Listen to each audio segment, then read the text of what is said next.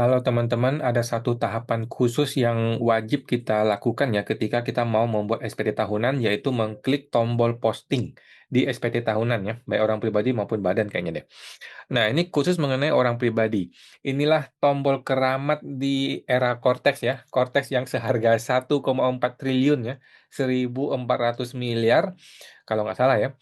Eh, Ujungnya adalah ini, teman-teman. Ujungnya tujuan utama dari DJP bikin Cortex bersusah payah sampai menghindari korupsi dan sebagainya, sampai orang ditendang dan sebagainya, sampai Purbaya bilang ini anak SMA dan sebagainya, semua drama itu ujungnya tujuannya adalah mengumpulkan semua data wajib pajak di dalam sebuah sistem, di mana sistem itu akan terhubung, saling terhubung di Cortex ini ya, termasuk sampai ke hitungan SPT tahunan kita semua. Nah, jadi tombol posting ini eh, fungsinya adalah untuk begitu kita klik tombol posting, dia akan menarik semua data yang sudah diketahui DJP tentang diri kita, tentang diri Anda gitu ya. Termasuk apa? Termasuk saldo bank rekening bank, termasuk data bukti potong yang dipotong ataupun dipungut oleh pihak bank, pihak lain, pihak customer kita, pihak klien kita atau siapapun. Termasuk data data faktur pajak ya. Walaupun lu bukan PKP pun data itu bisa terkumpul.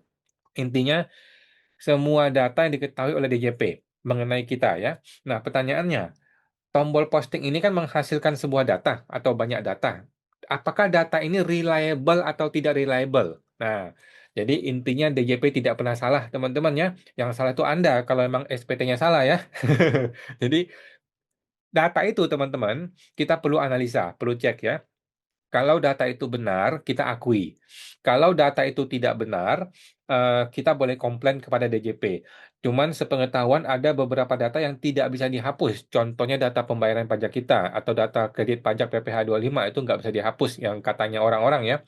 Nah, cuman gue berpendapat ya, gue rasa 99% data itu adalah benar ya, terutama data yang dipotong oleh pihak lain.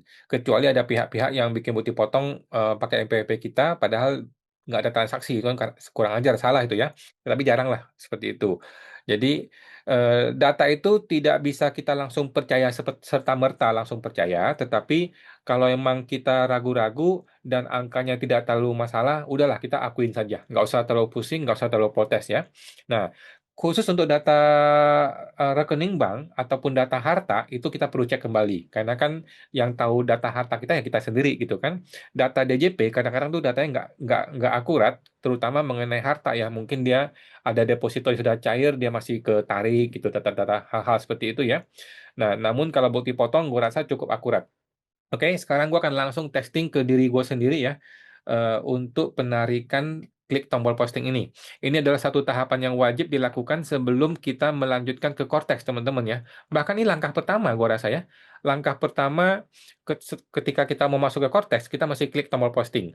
Setelah kita klik tombol posting, data-data itu kita dapatkan, kita mesti kembali, teman-teman. Kita mesti kembali ke kertas kerja kita ya. Kertas kerja di Google Sheet kita atau Excel Anda, beresin di situ, semua data-data dari Cortex itu diinput ke dalam kertas kerja kita hitung ulang kertas kerja kita, sudah final, baru kita kembali ke Cortex, ya. Jadi jangan klik posting langsung lu lanjut di Cortex, jangan. Setelah klik posting, data-data yang sudah Anda kumpulkan itu, lu tarik ke ini, ditarik ke apa namanya, ditarik ke kertas kerja kita di Google Sheet kita, diinput ulang, kemudian dirapikan dulu di kertas kerja kita ya. Oke. Sekarang gua akan masuk langsung ke websitenya DJP Online. Sorry, DJP Online, Cortex DJP ya. .paca.go.id ya. Selamat datang di Cortex DJP ya. Oke, lanjutkan. Oke, ini tinggal diklik aja KTP Anda ya, KTP, kemudian passwordnya, kemudian masukin captcha-nya, kita klik Enter Login. Oke, ini dia versi Cortex pribadi gue ya. Sekarang kita akan masuk ke menu surat pemberitahuan ya, yaitu SPT tahunan. Ada pencatatan, dashboard kompensasi, pengungkapan ketidakbenaran. Kita langsung masuk kepada SPT ya, surat pemberitahuan. Ini masih kosong ya, masih kosong karena gue belum pernah melakukan menu posting. Ini konsep SPT, ini SPT menunggu bayar, ini SPT dilaporkan, ini SPT ditolak, ini SPT dibatalkan. Oke, kita lihat ada ininya nih. Ada catatan tadi ya. Nah, ini penting teman-teman ya, catatannya penting nih DJP dari dulu nih ya. Tapi ini bagus juga DJP sekarang. SPT menunggu pembayaran. Lihat daftar SPT yang telah selesai diisi, status kurang bayar tapi masih belum bayar. Oke. Status SPT dalam kategori ini akan otomatis berubah menjadi SPT telah dilaporkan setelah pajak yang terhutang dibayarkan.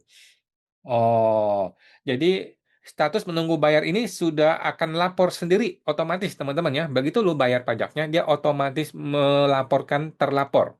Jadi lu hati-hati ketika mau klik pembayaran ya. Begitu lu klik pembayaran, maka otomatis ketika lu bayar SPT sudah terlaporkan ya. Tidak ada lagi klik menu submit kemudian lapor udah nggak ada ya. Karena begitu lu finalisasi di SPT sini di konsep SPT ya lu finalisasi, maka statusnya menunggu bayar, artinya begitu lu bayar langsung lapor. Kalau ada yang salah, lu tinggal pembetulan. Oke? Kemudian SPT dilaporkan. Lihat daftar SPT yang telah Anda laporkan. Oke, ini daftar SPT yang sudah dilaporkan ya, baik normal, pembetulan satu, dan sebagainya. Ini SPT ditolak, SPT dianggap tidak disampaikan, daftar SPT yang telah Anda sampaikan namun tidak memenuhi ketentuannya sehingga diterbitkan surat pemberitahuan dianggap tidak disampaikan, hanya berlaku untuk SPT kertas. Hah? Gimana? Hanya berlaku untuk SPT kertas? Nggak ngerti gue. Kok bisa kok bisa Cortez ngomongin SPT kertas? SPT dibatalkan. Ini adalah SPT yang dibatalkan. Apa ya SPT dibatalkan? Memangnya ada SPT dibatalkan? Oke, teman-teman ya. Memang seribet itu dan serumit itu dan sebingung itu Cortex ini ya. Nggak apa-apa ya. Cortex membingungkan itu hal yang biasa, teman-teman ya. Kalau Cortex itu bagus, malah aneh ya. Inilah hasil anak SMA yang katanya Pak Purbaya anak SMA yang ngerjain Cortex ya. Oke, kita lihat dulu SPT dilaporkan ya. SPT dilaporkan. Ini adalah SPT-SPT yang gua punya. Oh, termasuk juga ini SPT tahunan nih, SPT tahunan, SPT tahunan. SPT tahunan nih, semuanya nih, SPT tahunan. Kenapa ada warna-warni? Amen, amen, amendment. Ini pembetulan satu. Ya ampun, pakai bahasa Indonesia dong, nggak usah pakai bahasa amendment. Aduh. Oke, jadi intinya semua SPT kita itu ada di sini, kecuali yang nggak ada gitu ya. Ini lu pilih aja nih, pilih 50 aja nih biar muncul semua. Ya, 2020, 21, 22, 23, 24 ya. Kalau kita klik, kita lihat ya, ini adalah SPT yang sudah kita laporkan di SPT tahun sebelumnya. Oke? Aduh, kacau, kacau. Narik dulu data dia. Oke, nggak apa-apa teman-teman ya. Ini nanti kita lihat belakangan. Jadi sekarang kita mau fokus ke SPT. Aduh, narik lagi dia. Muter dulu, muter. Aduh, udahlah. Balik lagi. Sekarang kita ke konsep SPT ya. Kita klik menu konsep SPT. Ini kita tinggal di refresh ya. Tidak ada ya. Masih kosong teman-teman ya. Sekarang kita klik buat konsep SPT. Klik buat konsep SPT. Kita, ini apa nih? PPH final pengumuman terbesi bukan. PPH orang pribadi iya. PPH satu bukan ya. Unifikasi bukan ya. Jadi kita klik ke PPH orang pribadi. Kita klik satu kali. Mestinya ini dong, betul dong. Kita klik lanjut. Oke. Nah, apakah bagian tahun pajak atau SPT tahunan? Gue nggak ngerti juga ya kenapa bisa ada bagian tahun pajak ya. Kita langsung klik SPT tahunan ya. Kemudian periodenya adalah Januari Desember 2025. Nggak ada yang lain ya, cuma ada satu pilihan, yaitu 2025. Karena Cortex itu tidak mengakomodir 2024 dan sebelumnya. Kalau lu mau 2024, lu mesti ke DJP online. Setahu gue begitu ya. Januari Desember 2025. Oke, kita klik lanjut. Klik lanjut. Jenis SPT-nya adalah normal ya. Udah pasti normal dong. Mestinya kan lu paham dong. Sistem ini kan mestinya bisa memahami normal atau pembetulan. Tapi tetap mesti pilih sendiri. Oke. Ini SPT tahunan BP orang pribadi. SPT tahunan Januari Desember. Kita klik buat konsep SPT. Mana tombol postingnya? Ini baru pertama kali teman-teman ya. Gua aja baru pertama kali masuk ke sistem Cortex untuk SPT tahunan. Karena dari kemarin gua masih menunggu-nunggu aja dan belum sempat juga ya supaya data-data Cortex itu bisa terkumpul. Gua rasa semakin lama akan semakin bagus ya karena data DJP kan terkumpul terus nih seiring waktu nih. Jadi mungkin akhir Februari atau awal Maret malah lebih bagus. Oke? Successfully created new return sheet. Pakai bahasa Indonesia dong. Aduh. Oke, kita lihat SPT-nya normal ya. Tanggal jatuh temponya 31 Maret. Oke, tanggal dibuatnya tanggal 5 bulan Februari, created by system, portal wajib pajak. Oke, pilih submission progress. Oke, teman-teman tinggal klik lihat ya, klik lihat. Oke, di mana tombol posting? Hmm, muter dulu. Aduh, aduh, aduh. Purbaya, Purbaya. 1,4 triliun jadi sampah kayak begini. Gimana nih Purbaya? Mana tuh white hackernya Purbaya? Omong kosong semua bacot Purbaya ini ya. Gimana nih kontes begini coba? Aduh, teman-teman kita menunggu ya.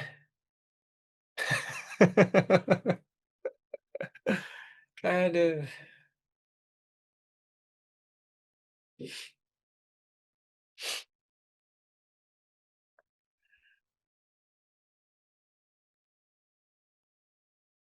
Gimana Purbaya? Aduh, masih muter Pak Purbaya. 1,4 triliun jadi sampah kayak begini. Ya aduh, Purbaya, Purbaya. Aduh. Oke, ini sudah keterlaluan ya. Mohon maaf nih teman-teman ya. Kita sebagai orang yang ngerti-ngerti komputer dikit harusnya nggak begini dong ya.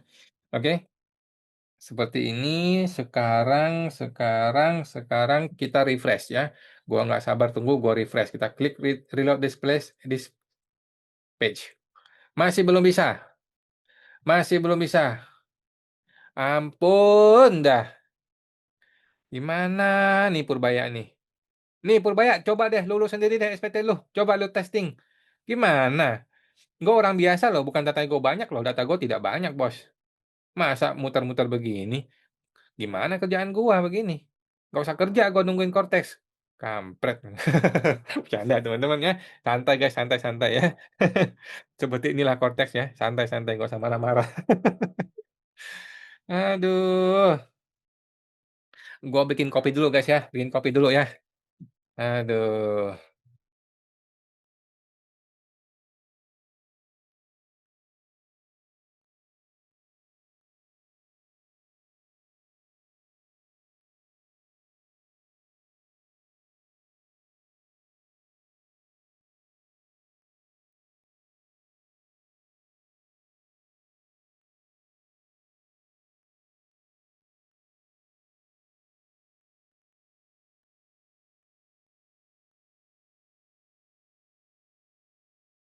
Oke.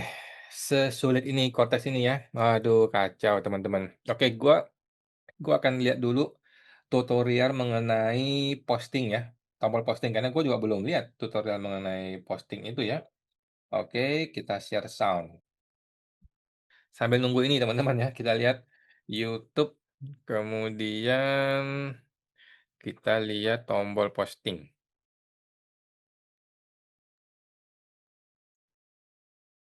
Kemarin gue ada bikin tuh tombol posting. Ini dia, fitur tombol posting ya. Ini punya Selamat DJP datang teman-teman di ya, bukan punya gue ya, punya DJP.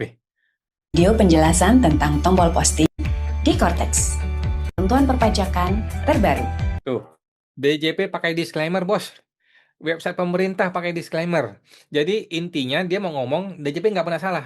Kalau suatu hari salah, video ini tetap nggak salah. Dia bilang yang salah lu wajib pajak tidak update gitu kan. Pakai disclaimer coy. Video ini ditahan PPH di Cortex induk SPT tahunan PPH dan PH, maka akan muncul formulir induk SPT tahunan PPH membuat konsep laporan.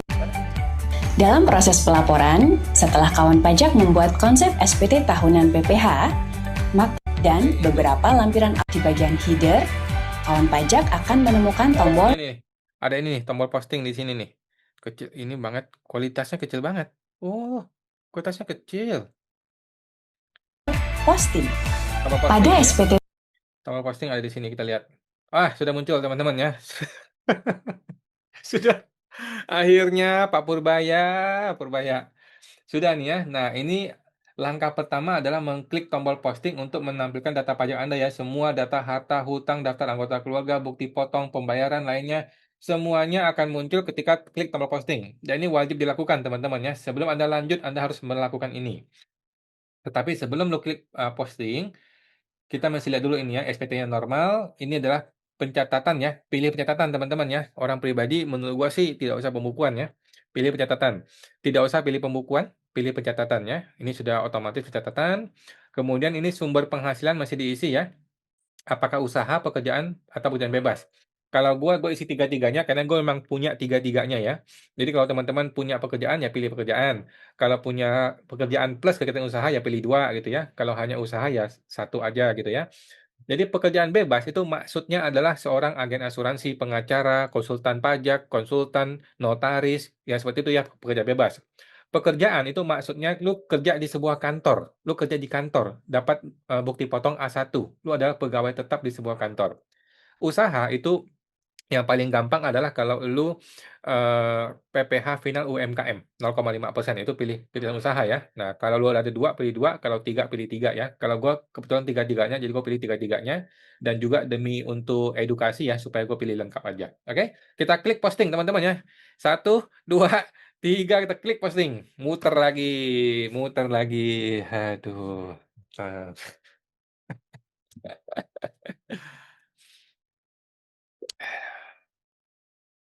Kacau nih DJP ini ya.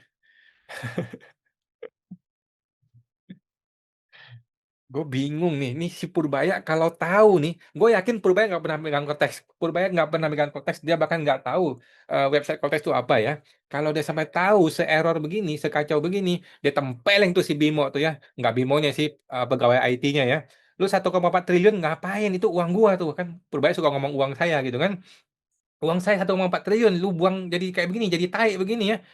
Apa kerjaan kalian? Gue bongkar, gue audit gitu kan. Nah, itu kalau Purbaya yang versi dulu, versi September ya. Kalau Purbaya versi sekarang mah enggak. Semua orang dipecat kecuali Dirjen kan tolol banget ini si Purbaya. Kemarin dia bilang semua orang dipecat. Banyak orang dipecat ya nggak semua ya, kecuali Pak Dirjen gitu ya. Kan Pak Dirjennya yang jadi sumbernya. Kok kok malah malah kepalanya yang nggak dipecat sih? Justru anak buahnya dipecat kan bodoh banget nih cara kerjanya si Purbaya ini ya. Tapi kan itu menurut keyakinan saya, teman-teman ya. Dan itu pun Purbaya di negeri Konoha ya. Kalau Purbaya Indonesia mah pada bagus. Tadi udah mulai bagus, sekarang malah nggak bisa ya.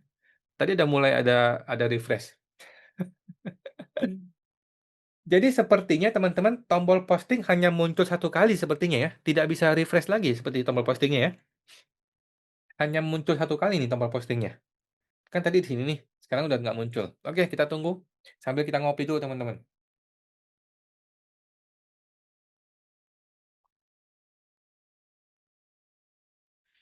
Gila, gila. Ini udah 18 menit ya. Hanya untuk nungguin posting doang. Gila lu, gila lu. 1,4 triliun jadi begini caranya.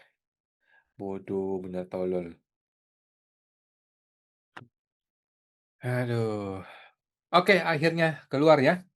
Jadi tombol posting SPT masih muncul, teman-teman masih ada ya. Cuman kenapa di sini muncul lagi? Ah, nggak ngerti. Oke, jadi teman-teman yang mengisi sistem gue punya ya, mengisi kertas kerja gue itu tidak perlu input-input ini ya, klik-klik ini ya. Nanti ini sudah nih, successfully save the personal income tax return sheet.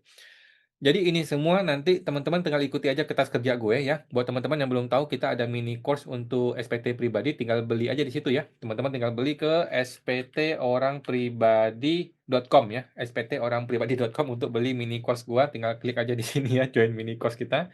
Dan ada free webinar ya, atau rekaman webinar kalau sudah lewat ya. Kita ada webinar tanggal 7 Februari 2026. Oke, ini dilewatin dulu teman-teman, dilewatin dulu ya, lewatin dulu. Oh, nggak bisa dilewatin ya. Kan lu mau tahu bukti potongnya kan? Ada L1 nih, ini L1 nih. Harta, utang, daftar anggota keluarga, penghasilan, dan daftar bukti. Nah, ini sudah nih, teman-teman ya, sudah ya. Tidak perlu input-input ini di sini, ada di sini. Oke, ini adalah data harta kita berdasarkan SPT tahun sebelumnya. Oke, kita lihat. Nah, dia hanya muncul secara kas lainnya, yang lain masih kosong, kosong, kosong, kosong, kosong, kosong ya. Nah, teman-teman, ini tidak reliable ya, tidak betul, tidak reliable, tidak benar, dan tidak apa-apa, teman-teman ya. Lu nggak usah marah-marah, tiba-tiba ngomel-ngomel, nggak usah, teman-teman ya. Ini tinggal pilih 50 aja biar kelihatan semua. Mana dia? Hah? Muter lagi? Aduh.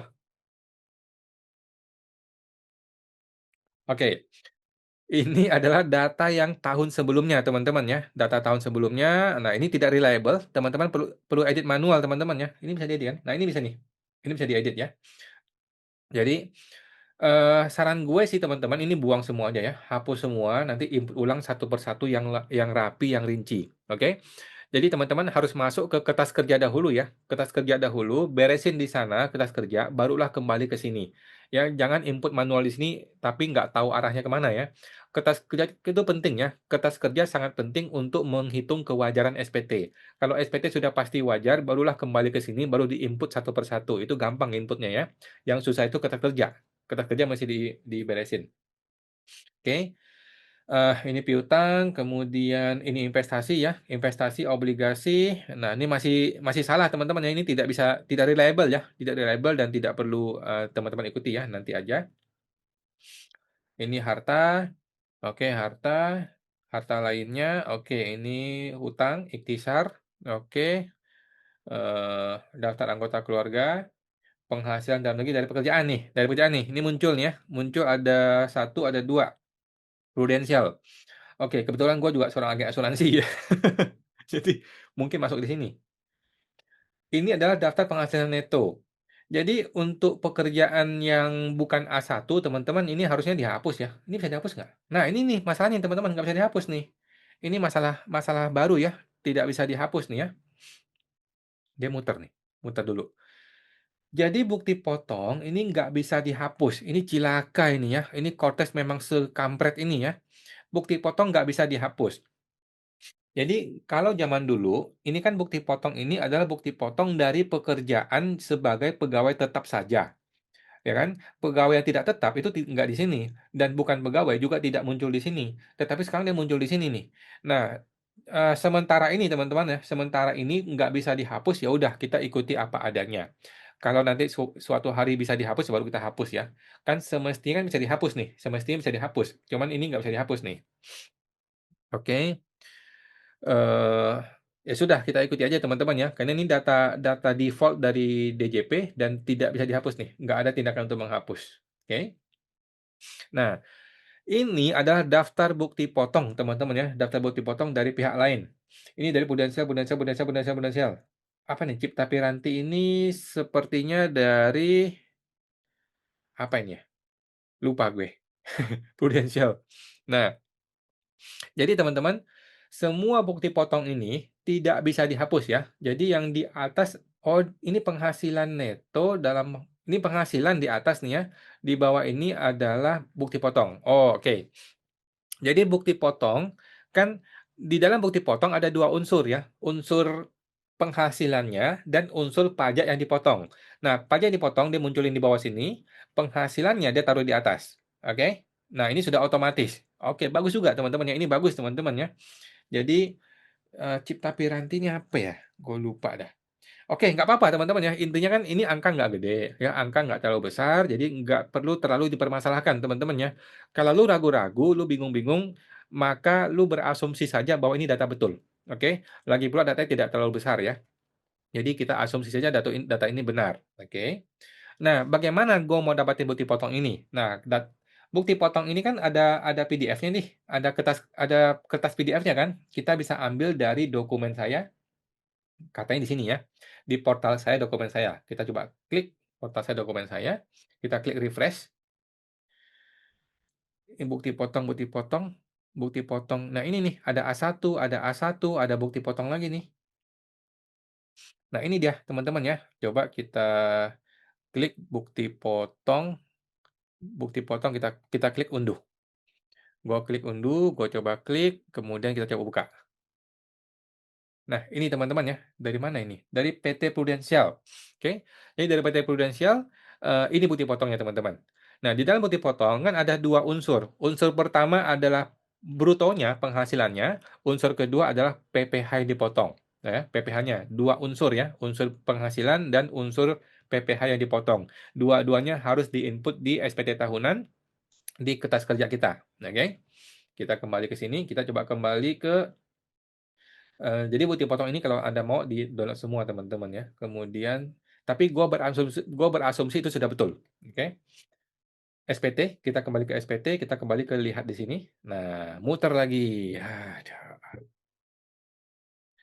mau jadi apa nih Cortex muter-muter begini? Purbaya, halo Purbaya. Gimana nih Cortex abal-abal nih? Gimana? Jadi Cortex ini kenapa dia muter? Ya, ini pemahaman gue ya, pemahaman gue yang abal-abal juga ya, nggak ngerti dunia IT ya. Ketika lu kembali ke sini, dia akan melakukan sinkronisasi secara total ulang. Padahal nggak perlu, ya. Nah, seperti ini ya. Jadi semestinya Cortex tuh harus pinter gitu loh. Lu hanya perlu mensinkronisasi hal-hal yang memang tadi diedit dan lu mesti tahu yang mana yang diedit gitu loh. Tapi kan dia nggak tahu, dia atur ulang semua. Kita kembali ke L1. Oke ya. Jadi ini adalah total bagian E adalah total kredit pajak yang dipotong atau dipungut pihak lain. Ini akan menjadi kredit pajak, teman-teman ya. Sedangkan penghasilan sini adalah penghasilan bruto. Oke, penghasilan bruto ini adalah A1, yang ini gue nggak tahu ini A1 atau bukan, tapi yang pasti bukan A1. Kalau produsennya bukan A1, kan gue bukan karyawannya dia ya. Oke, sekarang kita masuk ke kertas kerja ya. Kertas kerja tinggal masuk ke gratis SPTOP, kita masuk ke kertas kerja. Oke, supaya gue kasih tahu teman-teman di mana lapornya gitu ya. Kita kembali ke tadi portal ini ya. Jadi kan ini penghasilan nih 13 juta, ya kan? Penghasilan ini terdiri atas penghasilan yang pekerjaan bebas dan juga penghasilan yang gaji. Oke. Cuman entah kenapa dia masukin semua di penghasilan di pekerjaan. Ini gimana nih sekarang kan? Kan harusnya nggak masuk pekerjaan nih. Oke, kalau gitu kita campurkan aja teman-teman ya. Kita percayakan aja, campurkan aja, toh nilainya tidak besar. Oke. Jadi 13,7 ini harus gua copy, gua masukin ke sini nih. Masukin ke lampiran, ini kan induk nih. Masuk ke lampiran lampiran ini, lampiran 1.D ya. Nah, lampiran 1.D. Nah, di sini masuk nih, PT apa tadi ya? PT Prudensial gitu ya. Nah, kemudian tadi ada yang namanya dari Bapak Rudi nih. Gue jadi karyawannya Pak Rudi di sini. Nah, masuk di sini Rudi gitu ya. Nah, seperti itu teman-teman ya. Ini gue balikin dulu. MPP masukin di sini. Penghasilan brutonya berapa? Ini masih lihat bukti potong. Jadi bukti potong lihat brutonya berapa, pengurangnya berapa. Pengurangnya ini adalah biaya jabatan ya, biaya jabatan, pensiun dan sebagainya. Lihat di A1. Lihat di A1. Kemudian penghasilan neto ini sudah rumus otomatis. Nah, ikuti aja formulir A1 dari kantor. Oke. Cuman karena di portal ini muncul yang prudensial, maka terpaksa kita input yang prudensial. Oke, kita input ini ada MPP di sini muncul ya. Masukin di sini 2,3 juta. Masuk aja deh 2,3 juta, kemudian di sini 0, di sini akan otomatis terhitung. Oke. Nah, bukti potong di sini berhubung di Cortex itu sudah lengkap semua, teman-teman ya. Sudah lengkap kan? Jadi kertas kerja Anda nggak usah serinci itu lagi. Sudah tidak penting ya, karena sudah ada di Cortex. Lu hanya perlu angka rupiahnya. Oke, angka rupiahnya berapa di sini, brutonya berapa, PPh dipotongnya berapa. Perlu diinput teman-teman ya. Ini kan sudah rumus ya ke atas. Nah, jadi angka yang tadi di sini satu juta di sini copy. Nah, taruhkan di warna hijau sini ya. Taruh di sini.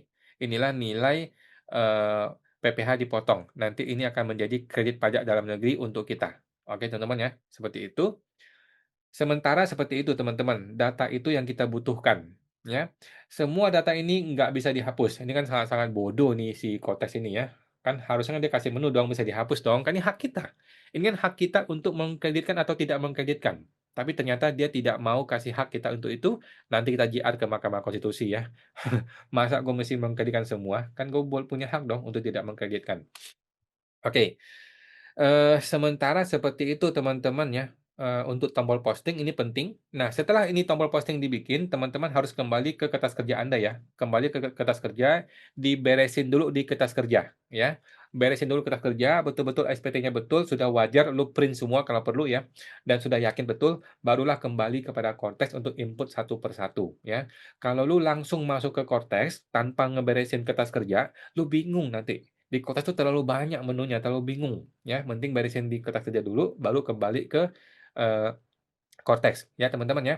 Jadi seperti itu video ini khusus untuk membahas mengenai tombol posting, kemudian, masukin ke kertas kerja ya. Nah kemudian beresin kertas kerja Google Sheet kita, barulah kembali ke Cortex teman-teman ya. Seperti itu kita akan lanjutkan kembali kepada tutorial langsung ke pengisian, kertas kerja dan SPT tahunan Cortex ya. Sampai jumpa, semoga terbantu.